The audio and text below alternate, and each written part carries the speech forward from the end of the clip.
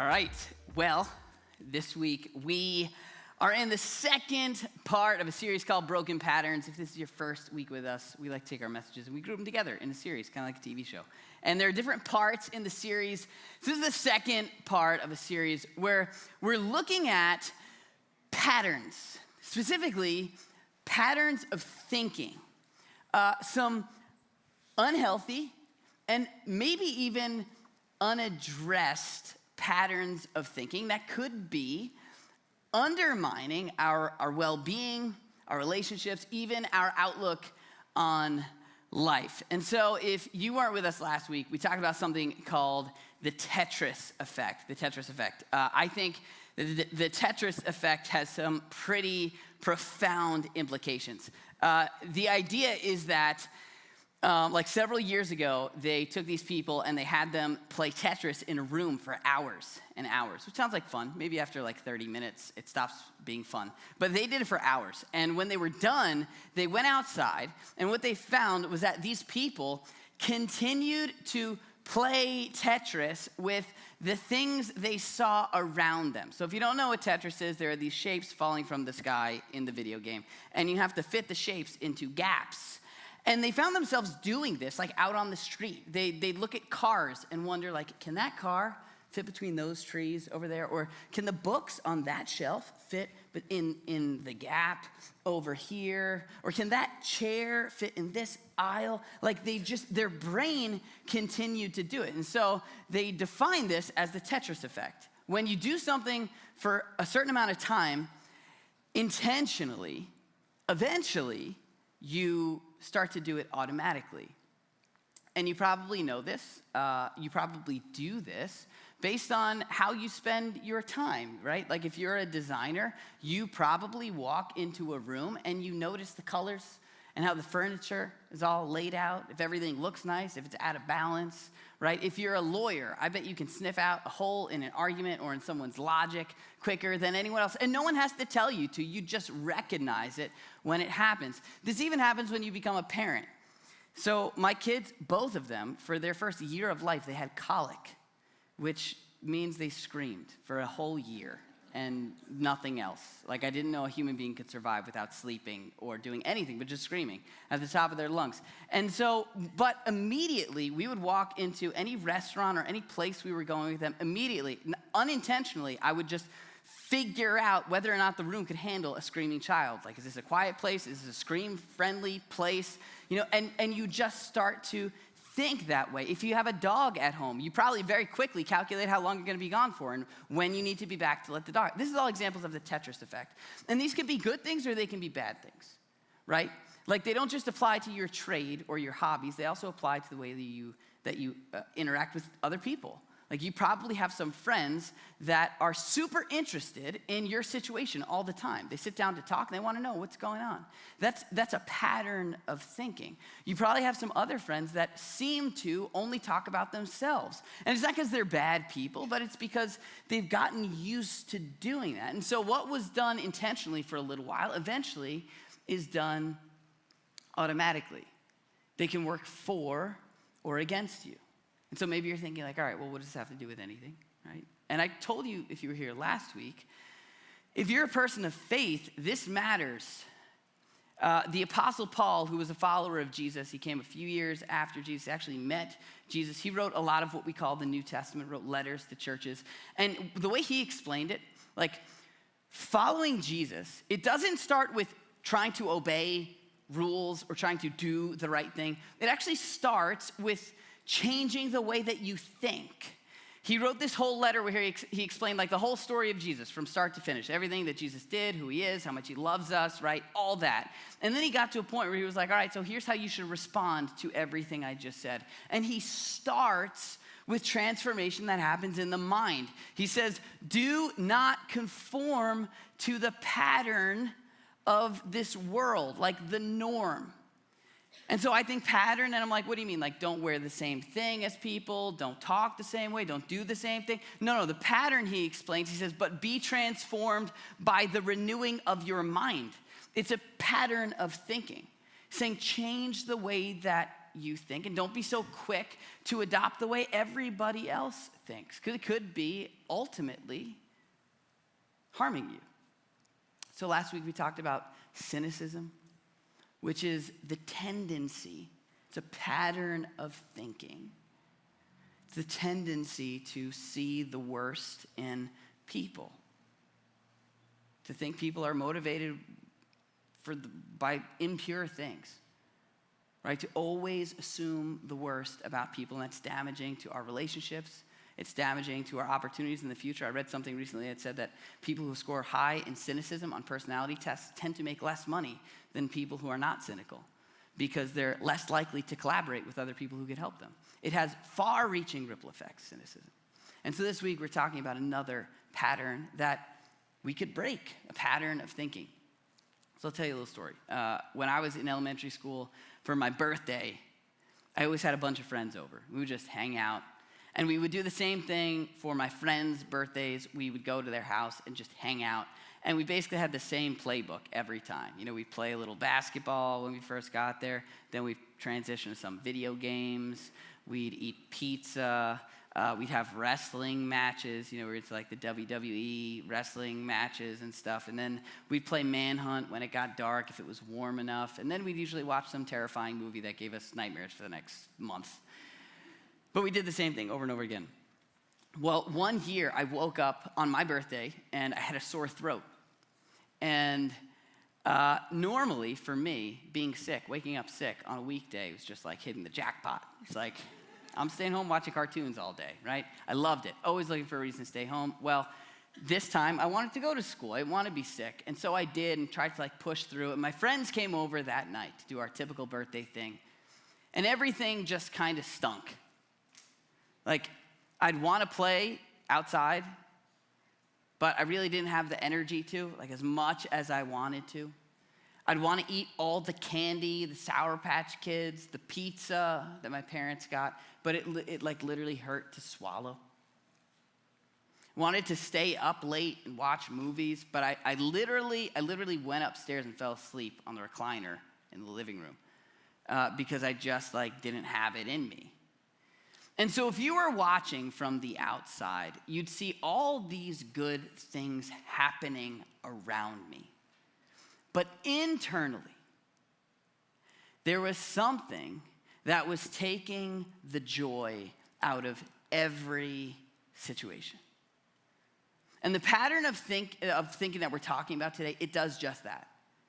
You can look at someone and see all the good around them. There can be good all around you. But the more that you have bought into this way of thinking, that you have learned this practice that turns into a pattern of thinking, the more the joy will be sucked out of your situations. And so there's a guy, his name's Paul. He came after Jesus, the guy who wrote the letter to the church in Rome that I just read before. He actually addresses this in a letter to a different church in a city called Philippi. And this whole letter is actually about joy. There are different parts of the letter, but it all kind of continues to come back to this idea of being happy, joy, deep-rooted, not circumstantial, but deep-rooted joy. It all comes together in this formula. All right, and there's a part of this letter, it's short, it's sweet, and it is hard to swallow. But if we will embrace it, it literally has the ability to change our lives pretty quickly. Pretty quickly. Are you ready? Are you ready? If you're like me, you might push back a little bit when you first hear it. He says this, simply, he says, do everything without grumbling or arguing. Do everything without grumbling or arguing. Now, grumbling, it's an example of onomatopoeia. Grumbling is just grumble, right? It's like grown-up whining. And this idea of arguing, it's not simply just having a debate. It has the idea of constantly balancing the scales. like making sure I'm being treated fairly and that I'm getting what I deserve. And if I don't, well, I've got a problem with it. There's a picture he's painting here, and it's the idea of complaining. In fact, other translations, English translations, actually just put the word complaining right in there. He says, do everything without complaining.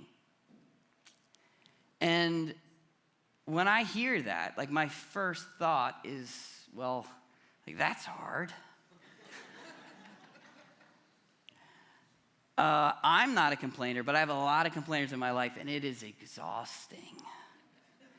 I'm just kidding. So really, this is one of those things that's hard for me. This is one of those messages that's hard for me to write because the whole week I'm just thinking about how much I complain, all right? And I'm not talking about complaining for a reason. I'm talking about just like, taking a swim, couple laps in a pool of negativity and despair. Like I'm pretty quick to go there, especially when I'm thinking about complaining. So we're in this together, all right? Complaining, if last week we said cynicism is the tendency to see the worst in people, complaining is the tendency, it comes from the tendency to see the worst in the situation. It minimizes the good and it maximizes the bad. Right? And you'll hear this in someone when they're complaining. I've heard it in myself when I'm complaining, right? It's like, well, I finally get to work. Like, yeah, I get to work where I wanted to work, but you know what the commute's like now? I got a raise, but my taxes are gonna be like now. I finally met like a really nice guy. Fine, yeah, he's nice, but like his breath stinks. Like you minimize the good and maximize the bad. And what this turns into is actually a pattern of thinking. It's why, in all seriousness, it's why there are some people in your life, you're gonna tell them, hey, I got a new car. And they're gonna say, oh, it's a shame it's green. Like it's just immediately they've learned, like a designer learns to scope out the spread of a room, they have learned to rain on the parade. It's a pattern of thinking, and it is undermining our well-being, our relationships. It is so easy to complain. So, the glass, the optimist sees the glass half. The pessimist sees the glass half empty. But the complainer is in a category all by himself. The complainer sees the glass slightly chipped, holding water that isn't cold enough. Probably because it's tap water when I asked for bottled water, and wait, there's a smudge on the rim too, which means the glass wasn't cleaned properly, and now I'll probably end up with some kind of virus.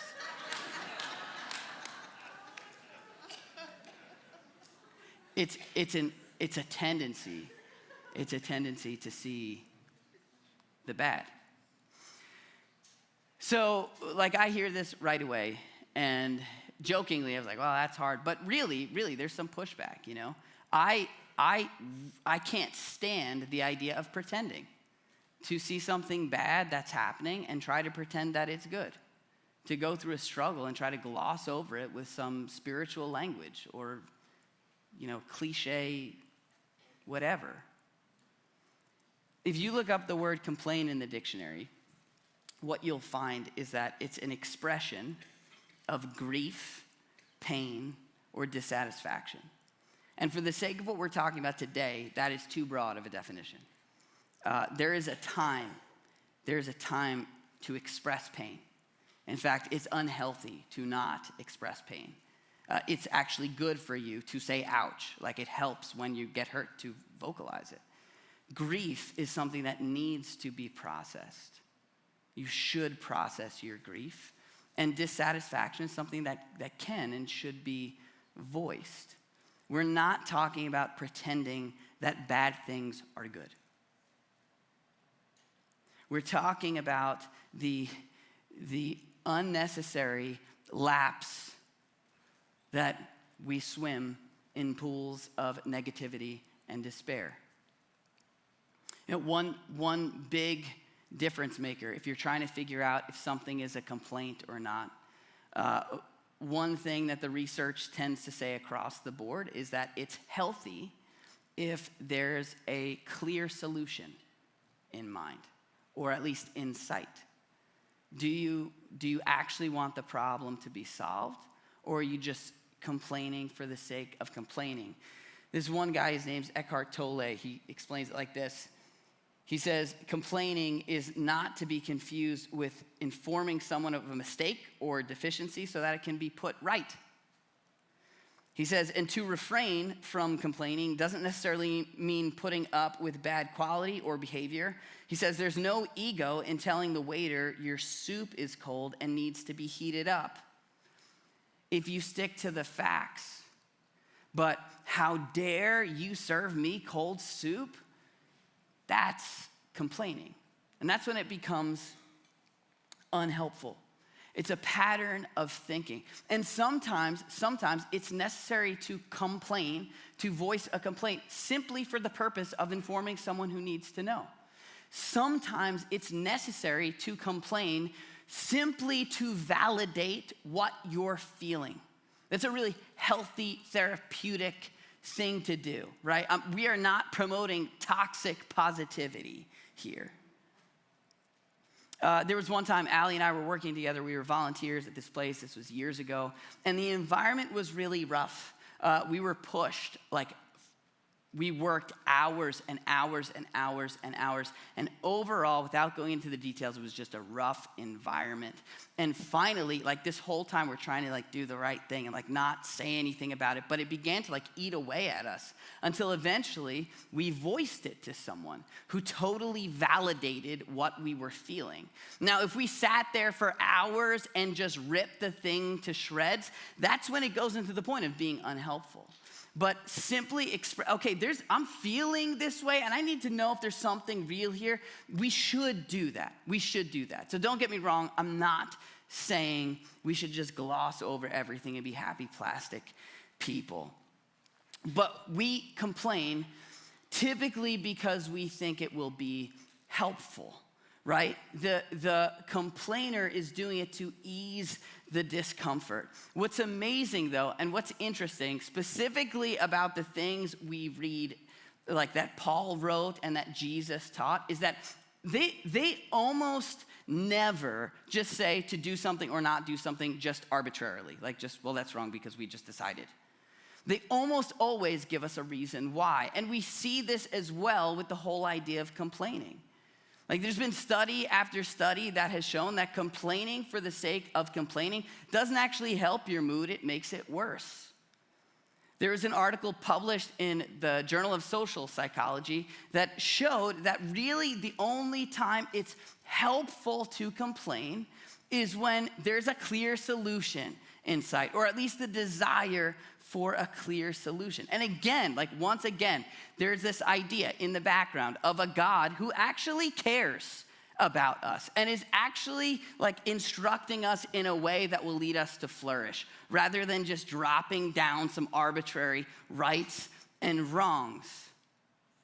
There's a reason behind all of this.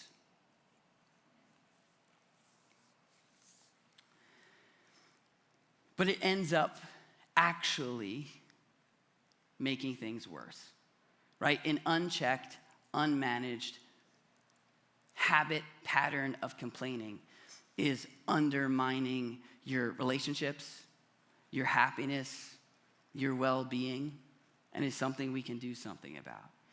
And so Paul, he actually tells us here in his writing, he shows us how to do it. And you have to be careful. You can miss it because there's this little phrase in between. But just for the sake of understanding the point he's making, I plucked it out, and we'll get to it later. I'm not holding out on you, but here's what he says. He says, do everything without grumbling or arguing. There's a ... okay? There's a part there. I'll tell you what it is later. He says, as you hold firmly to the word of life. Grammatically, in the original language, what we know, without getting into all the details, is that this phrase is modifying this verb up here, the do everything. In essence, he's saying, this is how you do it, as you hold firmly to the word of life. Which is like one of those expressions that's just, it seems like, oh, it's just like in the Bible. It's one of those empty religious phrases and we skim over it, right? But there's something to it. There's not saying literally the word of life, like life cereal or life the board game. He's saying, like, if you were to take everything we believe and like wrap it in a bow, you hold on to that, and it will give you the ability to get through the things and all the reasons you have to complain. Like things like the promise that God will take our difficulties, our struggle, our pain, and use those things for good. You hold on to that, he's saying. Hold on to that. In other words, he's saying, like, see it this way, through this perspective. Hold on to the fact that even our suffering can be used for our growth. Like we can come out better in the end, even when we don't understand why we're going through what we're going through. He's saying you hold on to that promise and go through your difficulty with that, and it puts the little story in its place in the big story. And for me, this is where I think you find the real difference between like not complaining for the sake of complaining and toxic positivity, right? When you're seeing the difficulty in light of the larger promises, it tends to ease the urge to complain for the sake of complaining, even when you have something to complain about. And again, I'm not saying you shouldn't voice pain, process grief, or express dissatisfaction. That's not the point here. But I know that there are some of you here that are going through some really, really hard things. And the last thing you want to hear is don't complain about it. That's not what Paul's saying here. He's saying, see your struggle, your difficulty in light of the greater promises we have to hold on to. In light of the fact that there's a God who loves you, who cares about you more than you care about your own children. And he's not unaware of what you're going through, as you hold firmly to that. That, holding firmly to that is the exact opposite of having a sore throat on your birthday, right? It's the good news that plays in the background of all the bad things going on, rather than the discomfort of a sore throat playing in the background of all the good things that are going on. And it eases the urge to complain just for the sake of doing it.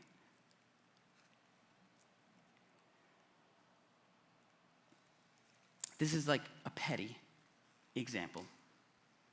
I told you, most of you know, that I hurt my knee a little while ago. I'm talking about it again, all right? I'm getting my money's worth. When this first happened, it's a little thing, I'm fine. I told you it's petty. But when this first happened, I went to the doctor, and I was in a lot of pain. They thought it was something else. He thought I was going to be out for a year. Now, for me, like, he thought I tore my ACL and I wasn't going to be able to run, play basketball, anything for over a year. So for me, that stinks. I play basketball 5 days a week in the morning, and that's like a release for me. It's also where I spend time with my friends, like my connection to the outside world. And so all of a sudden, that's just like gone. And at first, I was told that's gonna be gone for a long time. And when it first happened, I just sat there and played the victim and just like felt bad for myself. Like, well, now I can't do that. And why does this have to happen? It's like my favorite thing to do, and it's gone. And it just brought me lower and lower and lower and lower. Until eventually, like, there came a clear moment in time where I stopped, thought about what I tell you people that I actually believe, right? That good can come out of this. And thought, like, okay, well, what is there to gain from this season? And for me, it was that I needed to slow down and learn from other people, rely on other people. And pretty soon after that, I found out that my knee was going to be fine. And so now I'm back to operating that unhealthy pace and relying on nobody. Just kidding. I'm just kidding.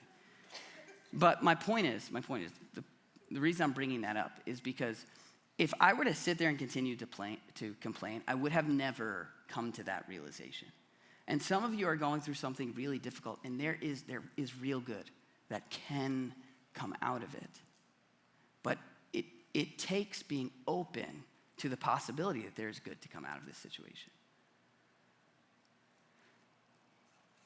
So this week, I read a book, most of a book, called A Complaint-Free World.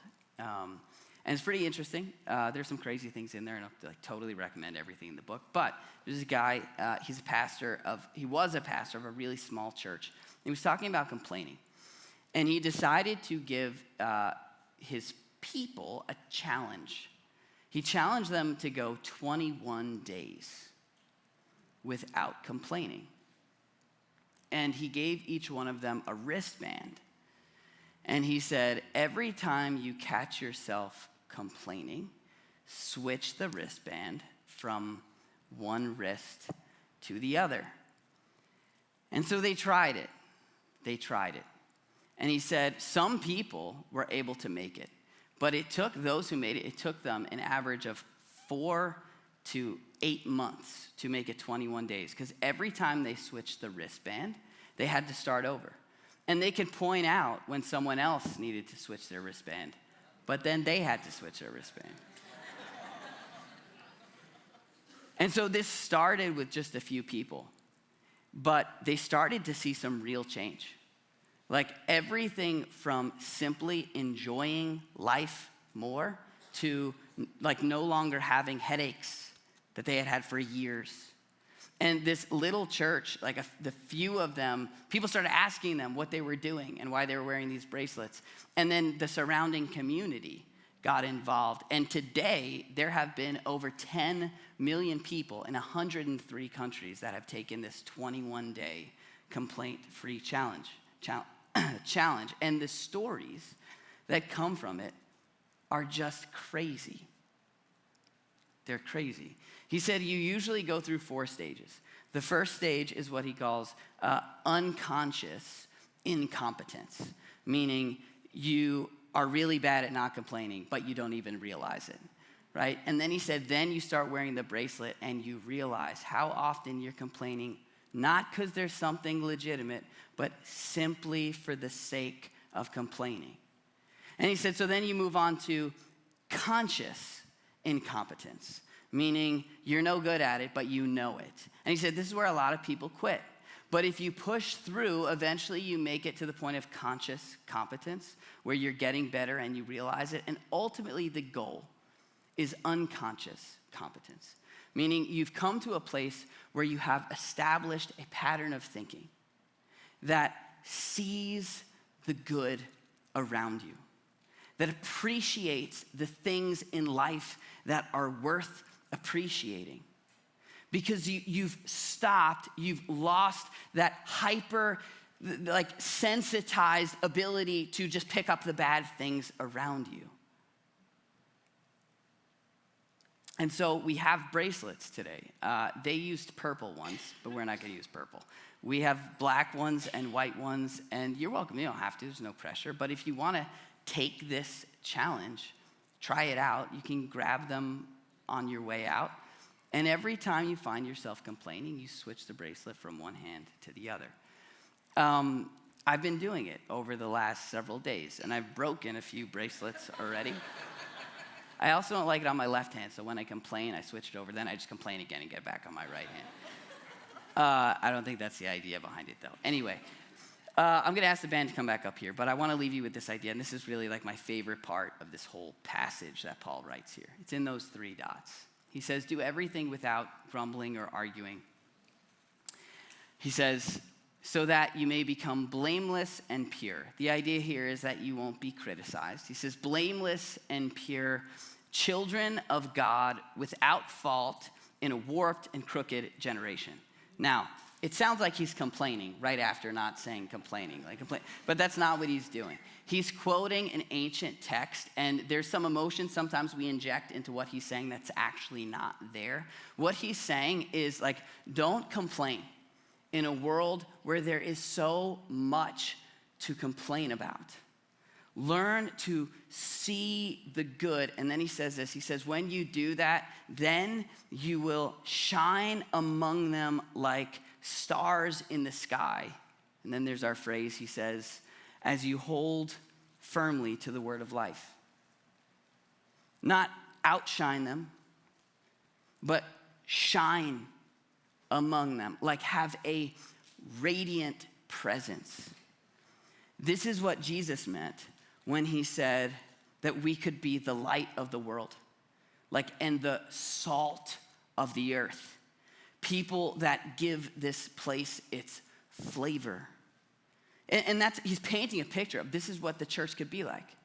If the church learns to see the good in life and bring that out rather than focusing so much on the things that aren't the way we want them to be, the church will become this radiant, magnetic, attractive group of people. And I don't need to tell you that that's not the reputation the church has today.